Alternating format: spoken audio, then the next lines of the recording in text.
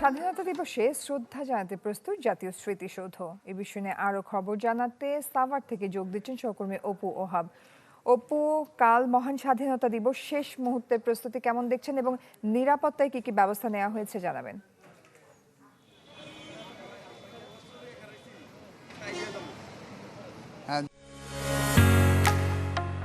ঢালাইয়ের সেরা premier cement. জয়ী রাত পোহালে মহান স্বাধীনতা দিবস, স্বাধীনতার ৫৬তম বার্ষিকী উদযাপনের জন্য প্রস্তুত গোটা জাতি।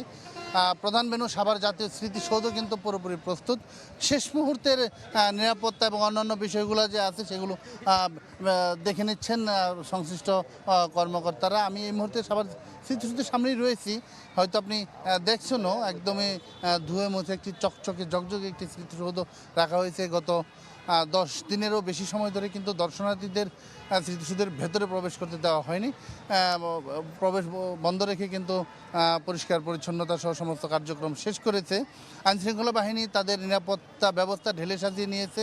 কারণ আপনি জানেন যে এবার দীর্ঘদিন পরে কিন্তু একটি বিএনপির যে সরকার, সেই সরকারের জন্য তারেক রহমান মাননীয় প্রধানমন্ত্রী তিনি আসবেন, মহামান্য রাষ্ট্রপতি আসবেন এবং পাশাপাশি কিন্তু বিরোধী দলীয় নেতা অর্থাৎ প্রথমবারের মতন যে বাংলাদেশ জামাত ইসলামী বিরোধী দলে গিয়েছেন, তারা কিন্তু আনুষ্ঠানিকভাবে সাভার জাতীয় স্মৃতিসৌধে মহান স্বাধীনতা দিবসে তারা ফুল দিয়ে শ্রদ্ধা নিবেদন করবেন।